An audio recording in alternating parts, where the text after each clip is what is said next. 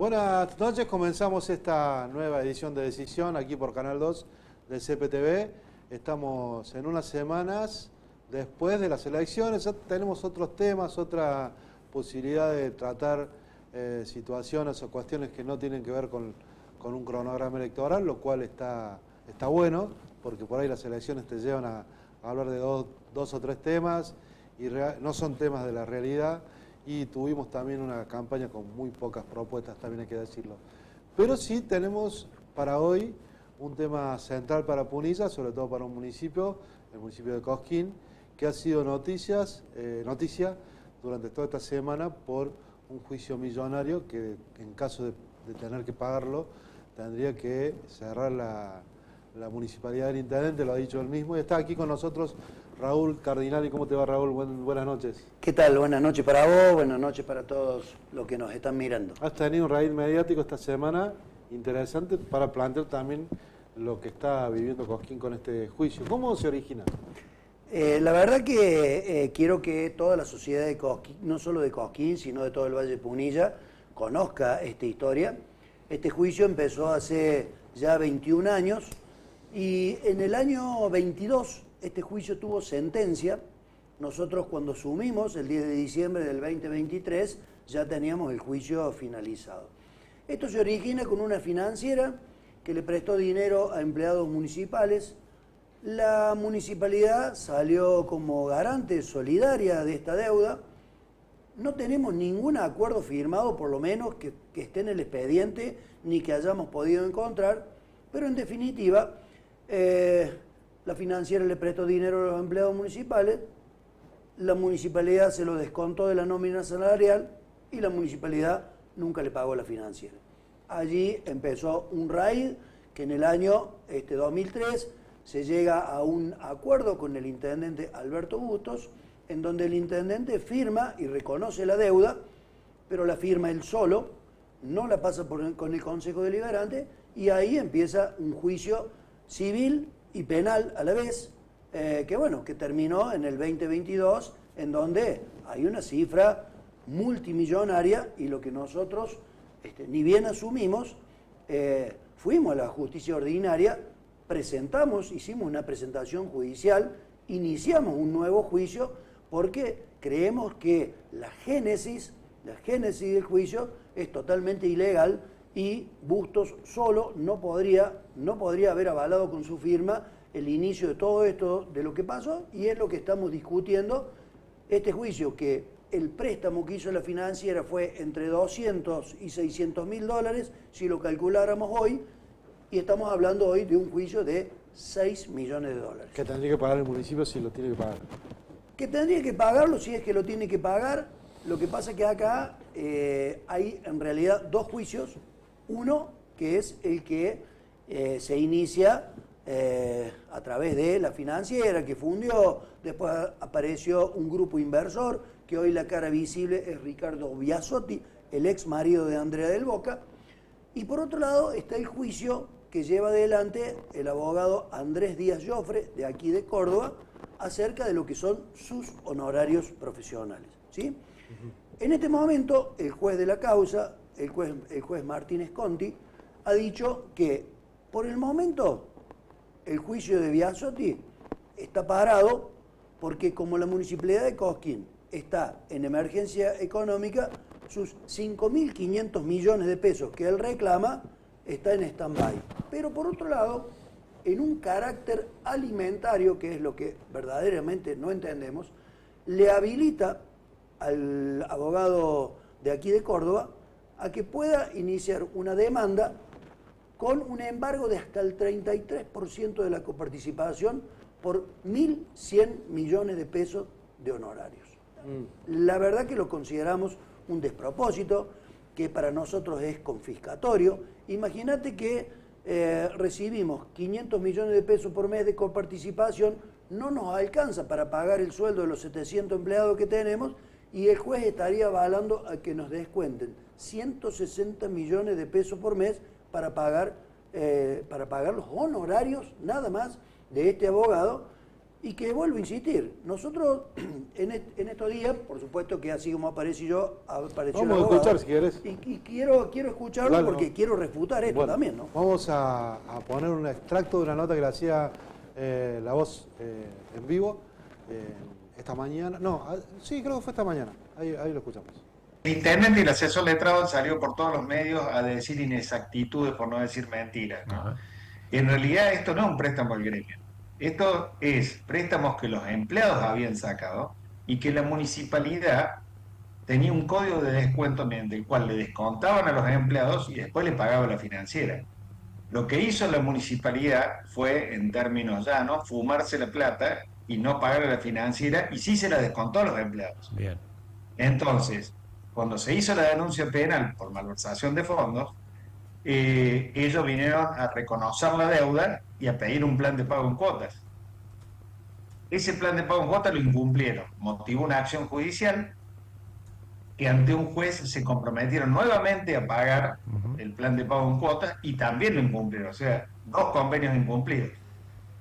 Eso fue en el año 2004 hasta el 2006. De ahí en más entramos en un derroteo judicial de chicanas y de prolongación de los plazos por parte del municipio hasta llegar al día de la fecha, 21 años de litigio. Con lo cual, evidentemente ellos especulaban con licuar la deuda con el tiempo. Ahí está, Samu. Ahí está, bueno. Bueno, la verdad que hay algunas cosas que también las he dicho yo, ¿sí? La financiera le prestó dinero a los empleados, la municipalidad se lo descontó. Ahora, lo que no entiendo es qué hacía el municipio en un convenio entre privados, Claro. una financiera privada Y y el el empleado municipal. Tampoco tenemos nada firmado y nada en el expediente que acredite que la municipalidad, digamos, tenía una relación con la financiera. Pero hay otra cosa ahí que habla Díaz Joffre y que nosotros no somos mentirosos, porque la nota es un poquito más extensa y habla de reuniones que tuvimos en Claro. donde nosotros, en teoría, reconocíamos A ver, nosotros reconocemos lo que la justicia está diciendo, no lo vamos a negar, pero la realidad, yo vuelvo a insistir, voy a la matriz del juicio y es lo que te decía recién. Nosotros no creemos que el intendente, con la sola firma del intendente, esto pueda llevarse adelante y pueda generar semejante impacto en las arcas del municipio. Todo ese derrotero durante todos estos años, también se firmó, ese intendente firmó un reconocimiento con intereses leoninos que nos llevaron a esta situación actual de tantos millones de pesos. Entonces, quiero puntualmente desmentir esto que dice Díaz Joffre, porque la verdad es que nosotros, si hemos seguido trabajando sobre el proceso, es porque creemos que este juicio es totalmente injusto. Al intendente Bustos se lo imputó, está investigado. Díaz Joffre le hizo una demanda penal, al intendente Bustos se lo condenó penalmente. Bien. Por eso que también este juicio demoró tantos años.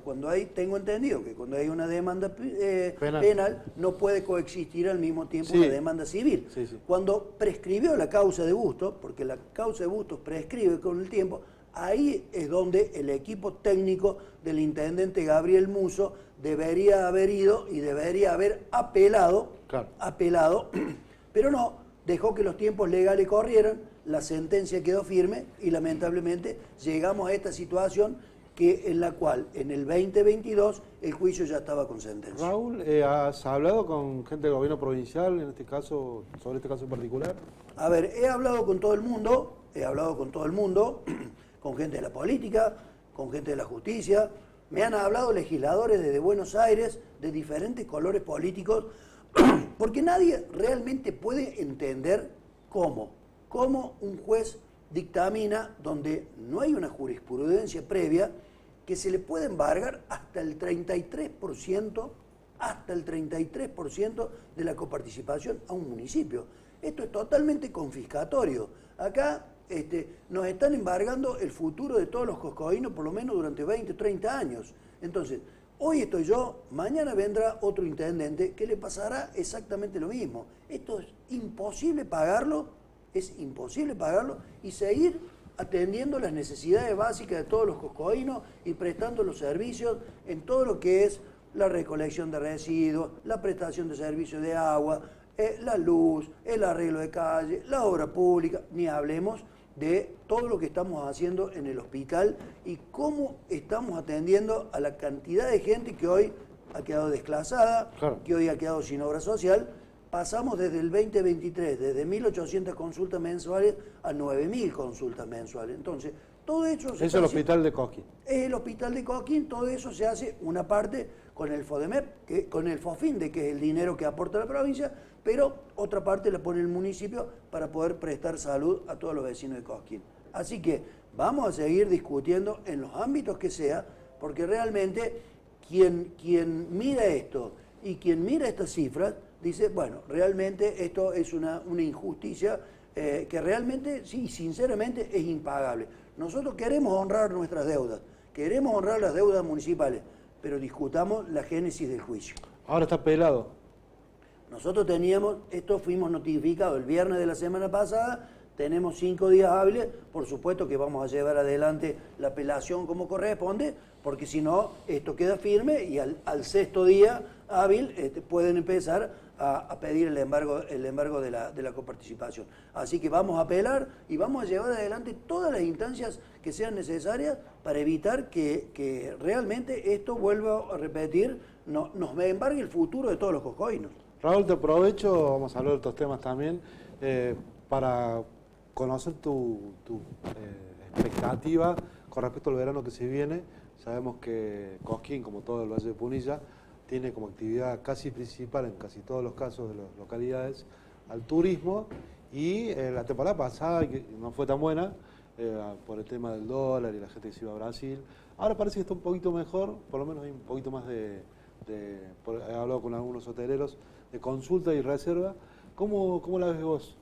Bueno, a ver, este 2025, la verdad que para nosotros y lo que significó el festival fue muy bueno.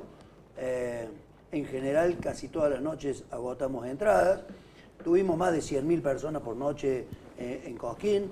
La hotelería trabajó muy bien, la gastronomía también trabajó muy bien. Gasolera, como decimos en la calle, pero trabajó. Creo que, a ver, ante tanta situación económica que le toca vivir a la gente también necesita su momento de esparcimiento, necesita salir, necesita concurrir a espectáculos que a lo mejor pueden llegar a ser más accesibles que tomarse una semana o 10 días de vacaciones, claro, en algún u otro lugar. Yo creo que nosotros apuntamos a una temporada nuevamente buena. Nos ha favorecido mucho la llegada de la autovía a Cosquín. Sí. Antes de llegar a Cosquín en temporada eran 2 o 3 horas desde Córdoba, hoy en 40 minutos se está desde Córdoba. Entonces eso nos ha beneficiado mucho. Hemos tenido un muy buen pre-Cosquín 2025, apostamos a lo mismo en el 2026 y bueno, tenemos un festival de altísimo nivel, con grandes figuras, con propuestas especiales únicamente para Cosquín. Lo tenemos a Milo J programado, tenemos a Casu programada, Soledad y su espectáculo de los 30 años, Abel Pintos, el regreso de Luciano Pereira, el chaqueño palavecino, los tequis, Peteco.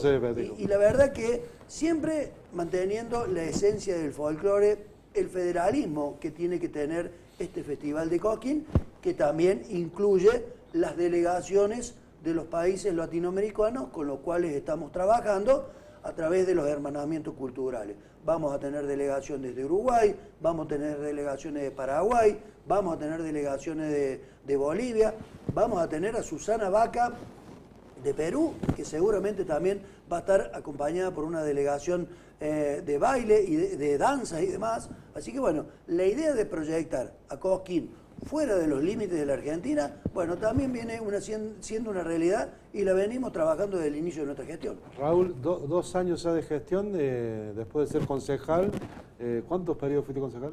Bueno, fui concejal desde el 2019, desde el 2015 al 2019, en el 2020 ingresé como jefe de PAMI, estuve 3 años a cargo de la delegación PAMI Cosquín que nuclea a 6 localidades vecinas, entre ellas Casa Grande, Cosquín, Santa María, Villalemacé, Parque Siquiman y San Roque.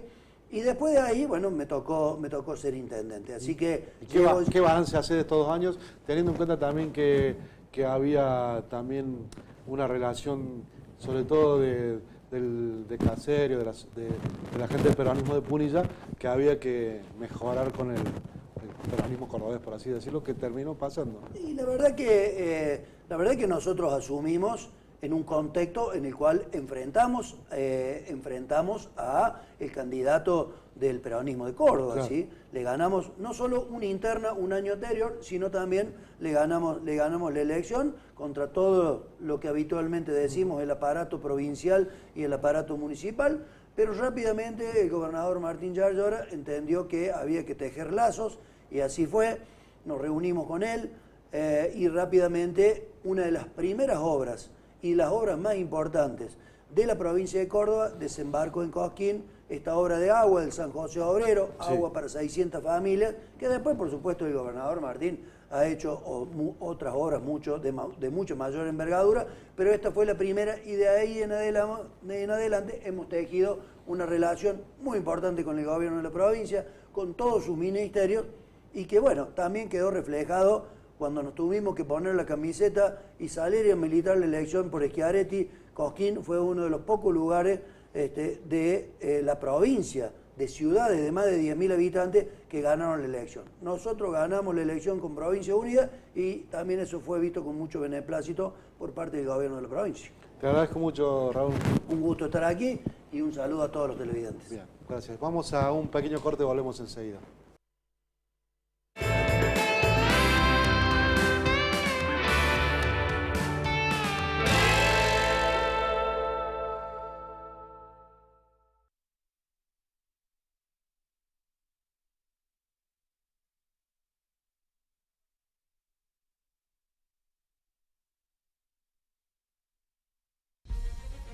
El gobernador de Córdoba, Martín Yarlora, impulsa un riguroso plan de fortalecimiento y modernización de la fuerza policial. Los buenos son los de azules y a los buenos también hay que cuidarlos. Y los cuidamos cuando los dotamos también de la infraestructura necesaria, con armas, con motos, con camioneta, con auto, con tecnología, con chaleco, con informática, con toda la tecnología que podamos dar para que ustedes puedan perseguir mejor a los delincuentes y cuidar a los cordobeses. La inseguridad es hija de la exclusión social, pero nosotros tenemos que trabajar todos los días para mejorar la seguridad, para cuidar a los cordobeses, para que Córdoba no pare, para seguir progresando, dándole una batalla a los delincuentes y a los narcotraficantes. Y esa batalla la tenemos que dar todos juntos. Seguridad, compromiso diario con los cordobeses. Gobierno de la provincia de Córdoba. Gestión Martín Yarlora. Bienvenidos al verano cordobés, naturaleza para hacer lo que querés, estrellas del folclore, rock, cuarteto de deportes y estrellas de verdad. Encontrar nuevos sabores, nuevas playas, nuevos amores. Un verano fácil para todos. Córdoba, disfruta más fácil.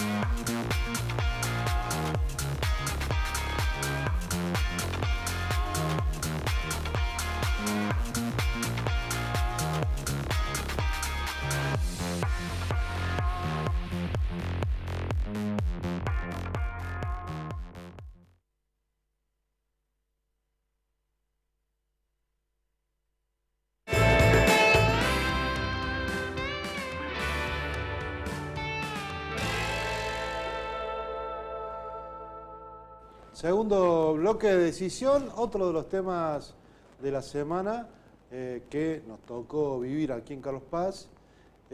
Trasciende lo político, es más de la vida cotidiana, pero la política está y debe estar siempre en la vida cotidiana, si no, no tendría sentido su existencia como tal. Una nena de Carlos Paz fue atacada por un perro de raza peligrosa, un dogo, en una calle, en una arteria de esta ciudad, en la tranquilidad de una mañana cualquiera. Resultó herida, después salió el dueño del dogo a pedir perdón y esa fue una noticia que generalmente los portales donde yo trabajo, por ejemplo, fue muy comentada, muy vista por la gente. Pero por ahí nos quedamos en esa, ¿no? Y nos quedamos que pasó, se crónica el hecho, nos comenta después un poco la gente y a los pocos días se diluye y vuelve a la vida normal la gente. Nosotros, los periodistas, nos olvidamos del tema y vuelve a pasar. Bueno, para que eso no suceda, Rodrigo Agrelo, a quien invitamos hoy, Hola. legislador de Encuentro Vecinal Córdoba, Sí, señor.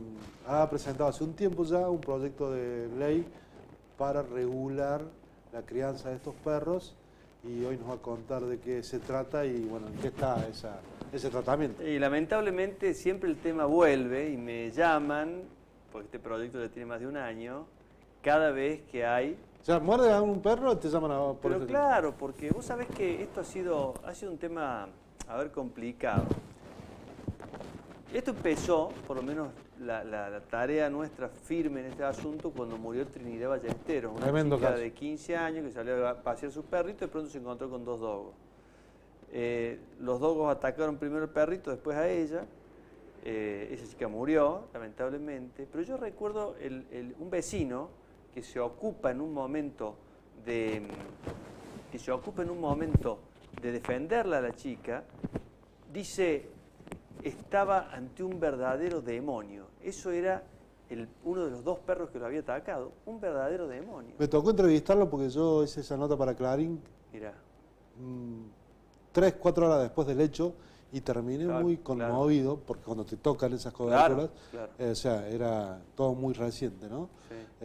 Y hablé con ese pibe que se le metió a la casa, están sus nenitas, Un monstruo. sus niñitos ahí, y bueno, sí, como bien decís. Bueno, entonces nosotros ¿qué decimos? Hemos probado un conjunto de decisiones que no han sido eficaces, porque ¿qué es lo que se ha hecho? Se ha regulado, se ha creado un registro, se han puesto restricciones para la circulación de este tipo de animales peligrosos, pero vos hacés la cuenta, vos salés a caminar.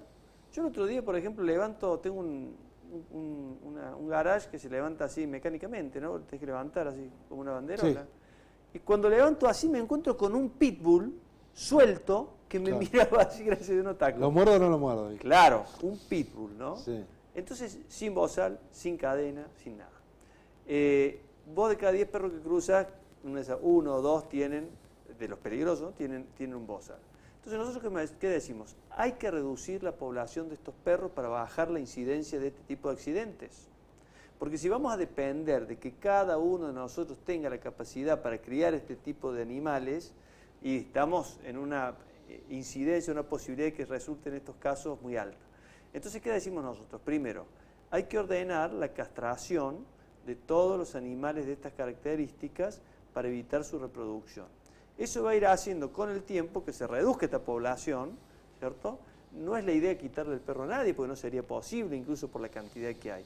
Entonces nosotros decimos, no se puede comercializar, que no se pueda reproducir, que las restricciones para mantenerlos tengan que tener cerramientos de muy alta calidad y altura, y para pasearlos no se puede pasear de a dos. Vos a veces ves a alguien que va con dos de estos animales que si se le enloquece uno, no sé cómo hace para controlarlos a los dos, y entonces esto va a producir un achicamiento de la cantidad de perros de estas características, y pensamos que no hay soluciones mucho mejores hasta ahora que se hayan probado, porque se están multiplicando lejos de reducirse. Hay que ver para qué fueron creados, porque algunos fueron creados genéticamente, el dogo es un caso, y si son perros que pueden vivir en una ciudad, en una comunidad Sí, mirá, a ver, incluso la gente, yo sé que toco fibras Sí, muy profundas, pero no quiero ser demagogo. Cuando ves la muerte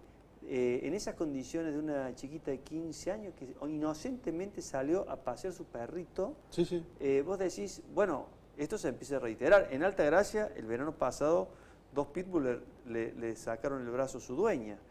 Vos sabés que muchos de los casos, la mayoría de los que nosotros hemos logrado ver, son perros que tienen cercanía con el atacado. Sí, sí. Es decir que hay ahí algo que el animal no maneja. Son animales muchas veces que muerden y no pueden soltar, pero no porque el animal no quiera soltar, sino porque no se lo permite su temperamento o su mandíbula, su fuerza. Entonces producen un daño tremendo. Ahora yo veía las redes sociales nuestras recién. Unos te dicen, no es la solución, Rodrigo, estás equivocado absolutamente, es el perro, no es el perro, es el dueño. Y otro te dice, te quedaste corto, hay que ir mucho más allá. Bueno, es lo que pasa hoy en las redes. ¿Te das cuenta? Entonces, Sí, sí. ¿yo qué digo? ¿O nosotros qué decimos? Actuemos con responsabilidad. Primero las personas, después los animales, por supuesto. Tenemos que armonizar eso, pero si nos ponen en la opción, ¿por quién tenemos que optar? Por la persona, obviamente. Sí. Sí, estaba pensando mientras hablaba en todo esto de las comunidades. Obviamente, el otro día cuando hacían la nota en la radio hablábamos que ambos somos bicheros. Yo tengo dos perros y 4 gatas, imagínate. Sí, yo toda la vida. Pero el otro día me pasó con una gatita que un perro callejero me la atacó, ¿no? Claro. Estaba hablando de mi gata, ¿no? Sí. Y a mí me causó una conmoción importante porque tuve que salir, veterinaria, qué sé yo. Sí. Imagínate un ser humano, también yo tengo esa línea bien marcada. Claro. Pero bueno, es un tema para, Lo que pasa es que yo creo para que, charlarlo por lo menos, ¿no? Sí, yo creo que va a empezar a acercarse la solución a esto, pero nos va a costar otras tragedias. Lamentablemente. Eso dijiste el otro día. Sí, yo creo que lamentablemente Actuamos por reacción. Por esa ley de la reacción. Sí, yo creo que lamentablemente yo encuentro, mira, entre el año pasado y encuentro menos resistencia, porque Claro. han seguido sucediendo hechos lamentablemente, Sí, sí, ¿no? Y bueno, yo en la legislatura te diría que estoy en una hiperminoría en mi posición, al menos lo que yo he visto en la Comisión de Seguridad, no he encontrado acompañamiento. Bueno, juegan un conjunto de cosas, ¿no? La corrección política muchas veces, el amor por los bichos, los animales, que yo también lo tengo, lo comparto, pero creo que el amor por las personas tiene que ser superior, siempre. No, y también por el animal, porque después ese animal termina Bueno, sacrificado. sacrificado. Claro, O sea, escuchaba, yo te comentaba en la radio que había escuchado unas declaraciones de la presidenta del Colegio de Veterinarios, que decía que cuando el animal ataca y el veterinario lo sabe, está obligado Claro. después a aplicarle la eutanasia. Entonces, no cierra por ningún lado el asunto, no cierra por ningún lado, pero lo que estamos viendo es una multiplicación de tragedias. Te llevo a otros temas, Sí. ¿no? ¿Te pasa con todos los temas que llevas No, o hay algunos que se tratan? no. Mira, hemos tenido de las más diversas suertes. Te voy a dar un caso. El peaje a la calera, que fue un tema enorme, que lo seguimos peleando, que es una casilla de peaje puesta ilegalmente en la entrada de la calera. Malagueño lo pasa lo mismo. Claro, bueno, debe haber otros casos, Sí. pero este es el caso de Sí, la calera. y estudiado de la calera. Hicimos una especie de coalición ahí con varios legisladores y conseguimos la mitad de los votos. Empatamos la elección en el recinto y tuvo que desempatar el presidente provisorio de la legislatura. Sí. El reclamo que presentamos nosotros, por ejemplo, por el tema de la deuda que tiene la Nación con la Caja de Jubilaciones, nos la aprobaron por unanimidad. Y después el ANSES hizo un plan de pago que todavía está inconcluso, es decir, empezó a entregar plata, 5.000 millones por mes, pero nosotros le dijimos en ese momento, fue el primer proyecto que presenté cuando asumí, le dijimos, empiece a pagarle a Córdoba. Y Córdoba hizo un plan de estas características y ahí fuimos todos juntos. Después hay otros proyectos, por ejemplo, la suspensión de la aplicación del aborto en Córdoba, de la ley del aborto, tuvo 18 votos, el 25% de la legislatura. Yo creo que el bloque del peronismo, si le hubieran dado libertad de acción, terminaba modificando las cosas, porque sé que muchos de ellos se han visto obligados a votar contra su conciencia, ¿cierto? Es decir que hemos tenido de las más diversas situaciones, hemos logrado, yo estoy en el segundo año, hemos logrado mucho control de poder, hemos logrado poner en agenda muchos temas. Por ejemplo, el otro día hay una discusión sobre el destino de una plata, que no es menor, que son 1.267 millones de dólares. Vos sabés que Schiaretti, cuando se fue del gobierno, fue a la Bolsa de Comercio y dijo, le dejo a Yarlora 1.267 millones de dólares de disponibilidad, de libre disponibilidad. Se curó en salud, porque saben, entre ellos ni se confían. Entonces, nosotros empezamos a preguntar dónde está la plata. ¿Dónde están los 1.267 millones de dólares? Porque si usted tomó créditos por casi 300 millones de dólares el año anterior, este año lleva 750 millones de dólares tomados. Bueno, a ver, ¿dónde está esa plata que tenía de libre disponibilidad? Porque si se está endeudando es porque no tiene plata. ¿Qué la hizo? Bueno, eso es un tema que se transformó en un tema de agenda, que ha tenido mucha trascendencia, que mucha gente pregunta. En fin, creo que hemos logrado desde una banca establecer una estrategia que ponga sobre el tapete muchos temas. ¿Cómo viviste la elección pasada que tenían ciertas aspiraciones, digo, las legislativas nacionales? Yo creo que el único que puede cantar victoria, primero el pueblo de Córdoba y de la Argentina, que una vez más vota, decide su destino, sí. ¿no? Que eso es muy importante remarcarlo, porque no en todas las naciones sucede eso. El único que puede decir que ganó la elección es La Libertad Avanza. El resto de las fuerzas políticas hemos hecho elecciones por debajo de lo querido, entonces, especialmente en el caso, fíjate vos, del gobierno de Córdoba, que llegó a gastar cifras incalculables. Vos sabés que nosotros hicimos un relevamiento porque el día viernes, anterior a la elección, repartían plata en todas las sucursales del Banco de Córdoba, una cosa escandalosa. Yo creo que por cada voto, primero que no todo el mundo que fue a buscar esa plata los votó, me parece. Y segundo, que la gente que veía que eso sucedía probablemente no los votaba si los iba a votar. Entonces, yo creo que, por ejemplo, el gobierno de Córdoba no hizo una buena elección, muy por debajo de lo que debería, teniendo el poder. Creo que además a Yarlora le están cobrando el impuestazo. Creo que los ciudadanos... Yarlora pensó cuando mandó ese proyecto de ley que después lo sancionó, de incremento alevoso de impuestos hasta el 1000%, pensó que iba a pasar lo que sucedía en la época de inflación. La inflación yo digo que es como la creciente. ¿Viste cuando pasa la creciente? Que vos ves que van cascotes, palos, escombros. Baja la creciente y vos ya ves todo claro, lo que quedó de la creciente. Bueno, la inflación cuando baja deja todas las imperfecciones y las malas medidas a la vista. Y entonces, ¿qué pasó? Bueno, tiró un impuestazo, una locura, y entonces la gente empezó a recibir el cedulón de rentas en su casa, que es el más visible de los impuestos, y empezó a alarmarse, y no dio un paso atrás. Y yo creo que eso se lo cobraron en la elección, creo que se lo han cobrado. Ahora en un ratito voy a hablar con mi colega Juan Manuel González sobre estas reuniones que ha tenido ya Yarlora con Santilli, que no había asumido, se estaba reuniendo con gente, como ministro del Interior, un poco en esta nueva etapa del gobierno de Milei, un poco más dialoguista al parecer. ¿Cómo ves ese acercamiento después de bueno, también no fue tan crítico, ¿no?, el gobierno de Yarlora con Milei nunca, pero bueno. Yo pienso que el diálogo siempre es positivo. Y además el diálogo, ¿con quién tenés que tenerlo? Con los iguales no, con los que piensan distinto. Sí, parece que es así. Yo lamentablemente no he tenido esa experiencia en Córdoba con el gobierno de la provincia. No existe esa posibilidad. Esto es una dialéctica amigo-enemigo, me votás o no me votás, y como nosotros... Es un poco lo que se critica de Milei también, ¿no? Sí, lo que pasa es que yo digo que los modos son del PRO, los de Yarlora son modos del PRO, ¿viste? Gentiles, sí. Pero los métodos son kirchneristas. Es decir, es gente que no conoce lo que es la posibilidad de conversar algo y que considera que toda concesión es una derrota, y eso es una inmadurez política.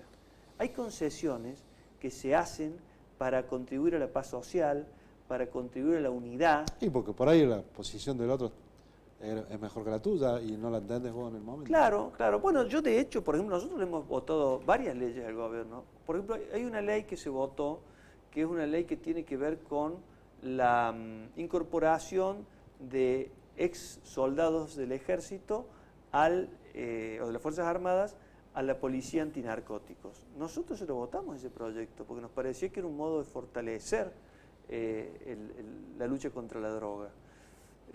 Ha habido varios temas que nosotros hemos, por ejemplo, un tema que se trabó y que se trabó por una interna del peronismo, que se trabó por una acción nuestra, que es todo un sistema que se ha creado para la contención de menores inimputables, de entre 14 y 16 años, que no son imputables por la ley, pero que entran en conflicto con la ley.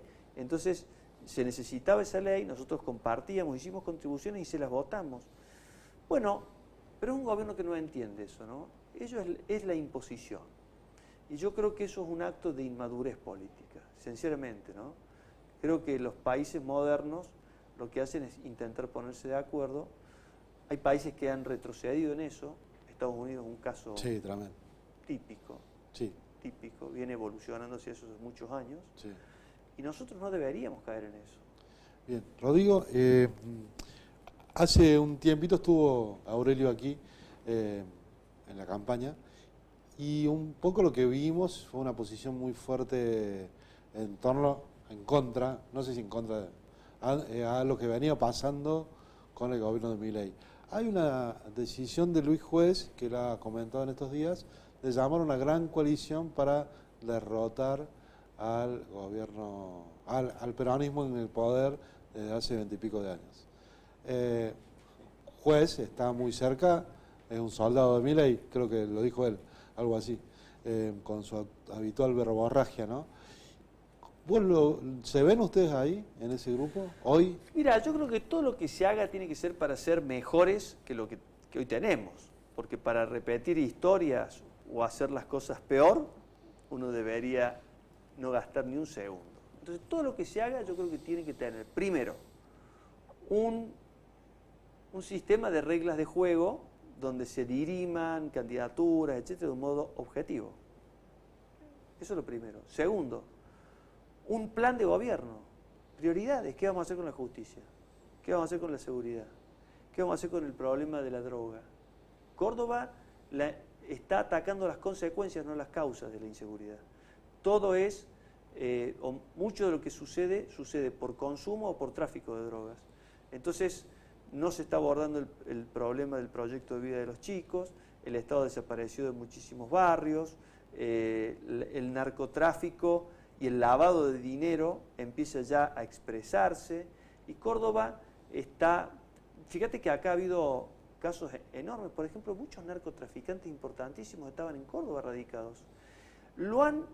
Acá lo detuvieron, Interpol, a Diricio, Diricio era el mayor traficante de armas de América Latina. Sí, el otro día, hace poquito. Hace poco, y vos sabés que estaba vinculado con el Comando Vermelho. El Comando Vermelho, nosotros lo dijimos en la legislatura el año pasado. El 30 de octubre del año pasado, yo dije en la legislatura, estaba viviendo en Córdoba este señor. Se arma el lío en Brasil, sí, y ahí aparece el tema de Córdoba, ¿cierto? Bueno, y hace poco, un par de años, o no sé si un par de años, la familia de Macías, de Fito Macías. Fito Macías, que eso fue la policía de la provincia. Que estaba alojada.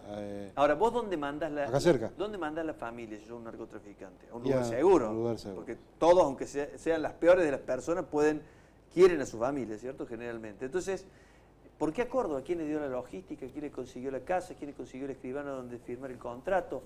Etcétera, etcétera. También el Calavera Peloso, que es el segundo al mando, ahora preso, de Esteban Alvarado, que es el enemigo número 1 de los monos en Rosario, vivía en Córdoba, en un country acá en la zona norte. Y su mujer, cuando lo tuvieron ahí, quedó ahí con prisión domiciliaria. Y la encontraron montando a caballo en un concurso de salto en Palermo. Entonces vos decís, ¿pero cómo?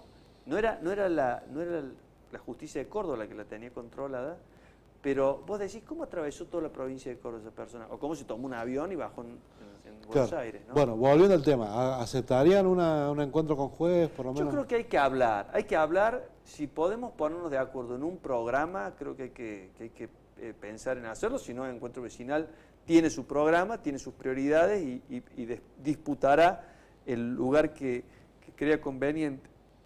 Yo creo que no hay que dejar de intentarlo. ¿Por qué? Porque Córdoba podría ser mucho más de lo que es.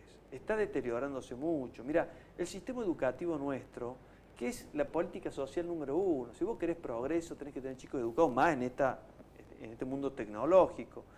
Bueno, a ver, las pruebas de PISA han dicho que el 66% de nuestros chicos que terminan sexto grado no entienden lo que leen. A ver, el sistema de salud mental de esta provincia, que es un tema número 1, está demolido. Está desbordado. Está desbordado. Sí. Mirá, estuve ayer justamente y hoy trabajando al lado de una mamá que está necesitando internar a su chico. No solo la ley de salud mental es pésima, nosotros hemos presentado un proyecto de ley de modificación de la ley de salud mental, porque impide esta contención prolongada del adicto, ¿cierto? O del enfermo que tiene un psiquiátrico. Pues es que el 75% de los casos que llegan a los hospitales psiquiátricos son duales, es decir, es una mezcla de adicción con alguna patología de base. Bueno, esto está haciendo que el sistema arda, no de más. ¿Qué vamos a hacer con ese tema? ¿Qué vamos a hacer? Fíjate, otro tema gravísimo, el tema de los equipos de salud en el interior de la provincia. Anda a buscar un especialista en el interior del interior, no vas a conseguir. No vas a conseguir. ¿Qué vamos a hacer con el tema de los impuestos? ¿Vamos a seguir castigándolo a los cordobeses de este modo? ¿Perdiendo competitividad, siendo una de las provincias más caras de la Argentina? Bueno, son todos temas que hay que hablarlo, porque hay que llegar con un programa. Ir a ver qué pasa el día que asumí me parece que no es un acto de responsabilidad. Pero yo creo que hay gente de mucha experiencia que sabe lo que está pasando en Córdoba. Te agradezco mucho, Rodrigo. Gracias a vos, hasta cualquier momento. Nos vamos a un corte y volvemos enseguida.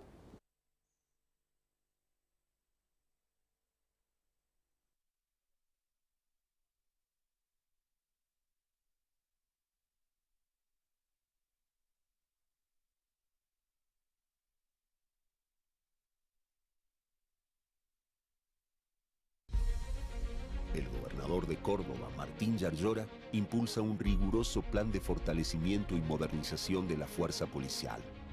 Los buenos son los de azules y a los buenos también hay que cuidarlos.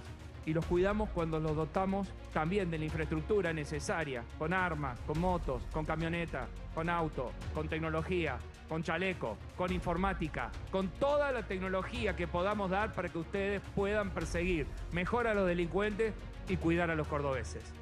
La inseguridad es hija de la exclusión social, pero nosotros tenemos que trabajar todos los días para mejorar la seguridad, para cuidar a los cordobeses, para que Córdoba no pare, para seguir progresando, dándole una batalla a los delincuentes y a los narcotraficantes. Y esa batalla la tenemos que dar todos juntos. Seguridad, compromiso diario con los cordobeses. Gobierno de la provincia de Córdoba.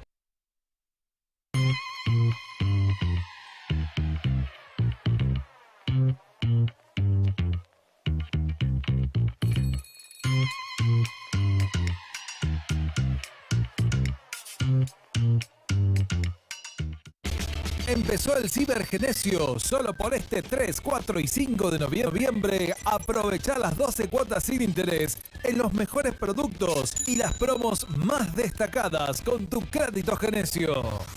Te esperamos en las 8 sucursales de Genesio Hogar. El gobernador de Córdoba, Martín Yarlora, impulsa un riguroso plan de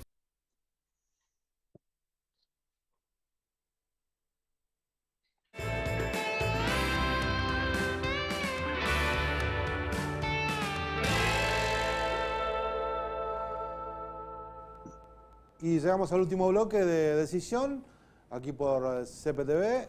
Vamos a hablar con Juan Manuel González, periodista amigo de La Voz del Interior, de La Política Online, de otros medios, sobre esta reunión cumbre que ha tenido el gobernador Martín Yarlora con el gabinete nuevo, o gente del nuevo gabinete del presidente Javier Milei, en esta idea de que exista un acercamiento de posiciones luego de la elección y en la moderación del discurso del presidente, etcétera.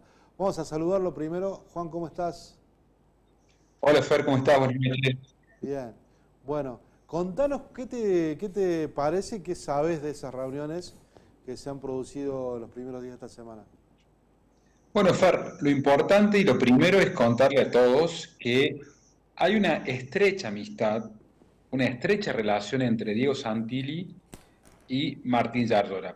Parece una cosa cholula, pero es muy importante en la política. Ellos se conocen desde hace muchísimos años, desde que ambos militaban con Ramón Ortega. De esa época también conocen a Horacio Rodríguez Larreta, pero ellos dos tuvieron una estrecha amistad, una estrecha relación, muy personal. De hecho, Diego Santilli estuvo, mira, otro dato cholulo, cuando estaba casado con Nancy Paso, estuvieron en el casamiento de Martín Zarzora. Es decir, hay un trato muy personal, muy íntimo, muy cercano, y obviamente eso facilita la conversación política, ¿no? Ellos tenían un buen vínculo con Guillermo Francos, el anterior jefe de gabinete y antes ministro del Interior, que ahora lo suplantan por Diego Santilli, que bueno, te decía esto, tienen un diálogo realmente íntimo, de absoluta franqueza.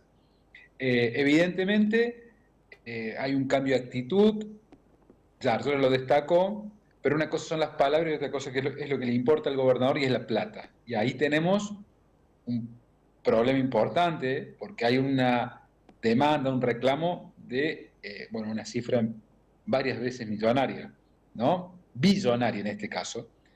Y dentro del esquema financiero de reclamos por fondos adeudados, el gran problema para el gobierno de Córdoba es la Caja de Jubilaciones de Córdoba, que ustedes saben y todos sabemos arrastra un déficit muy importante y que este año está recibiendo, luego de una mediación judicial, cuotas por unos 6.000 millones de pesos mensuales, que es la verdad que una gota de agua en un vaso de deudas.